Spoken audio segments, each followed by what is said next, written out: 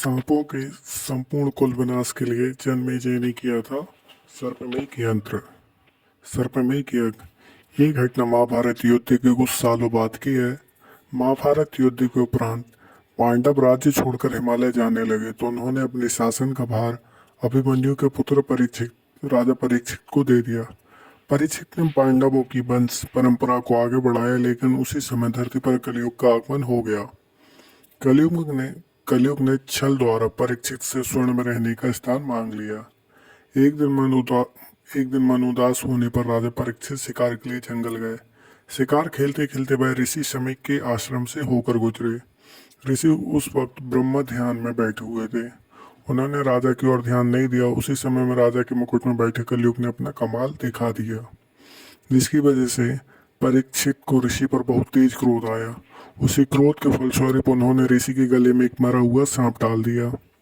ठीक उसी समय वहां पर ऋषि के पुत्र आ गए।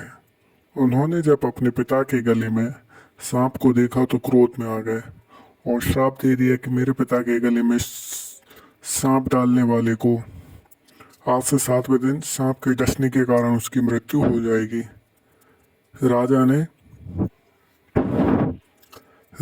राजा परीक्षित ने इस श्राप को मुक्त होने के लिए कई सारे प्रयास किए, लेकिन सफल नहीं हुए। राजा परीक्षित ने हर मुमकिन कोशिश की कि उनकी मृत्यु सांप के डसने से ना हो। 7वें दिन वे अपने महल के छत पर थे। चारों तरफ घना पहरा था, लेकिन ऋषि का श्राप झूठा नहीं हो सकता था। जब राजा परीक्षित अपने महल की छत पर खड़े थे तो अचानक एक चील अपने पंजों में सांप को दबाकर ले जा रही थी। वो सांप चील के पंजों से छूटकर ठीक राजा परीक्षित के ऊपर गिर गया। उसने राजा परीक्षित को डस लिया, जिसकी वजह से परीक्षित की मृत्यु हो गई। राजा परीक्षित की मृत्यु के बाद उनके पुत्र जन्मेजय हस्तिनापुर की गद्दी पर बैठे। जन्मेजय पांडव वंश के आखिरी राजा थे। जब जन्मेजय को अपने पिता की मृत्यु की वजह का पता चला तो उन्होंने धरती से संपूर्ण सभी सांपों के सर्वनाश करने का प्रण ले लिया। इस प्रण को पूरा करने के लिए जन्मेजय ने सर्पमेघ यज्ञ का आयोजन किया। इस यज्ञ के प्रभाव से ब्रह्मांड के सारे सांप वन कुंड में आकर गिर रहे थे, लेकिन सांपों का राजा तक्षक, जिसके काटने से राजा परीक्षित की मौत हुई थी, खुद को बचाने के लिए सूर्यदेव के रथ से लिपट गया और उसका हवन कुंड में गिरने का अर्थ था संपूर्ण सर्पवंश का विनाश।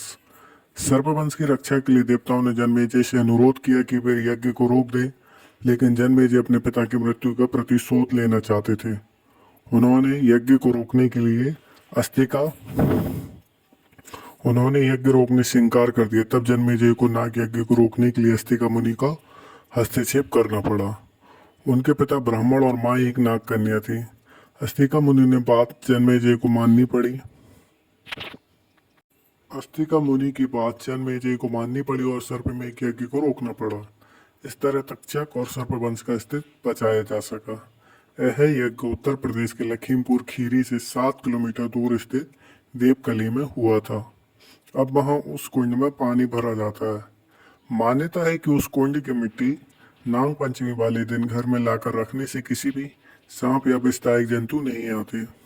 इसे आप गूगल पर देव देवेश्वर मंदिर के नाम से खोज सकते हैं। धन्यवाद। इसी प्रकार की और महत्वपूर्ण और सनातन धर्म से रिलेटेड संबंधित जानकारी मैं आपके लिए लाता रहूँगा। इसी प्रकार की और जानकारी के लिए कमेंट करें, लाइक करें, शेयर करें, सब्सक्राइब करें। धन्यवाद।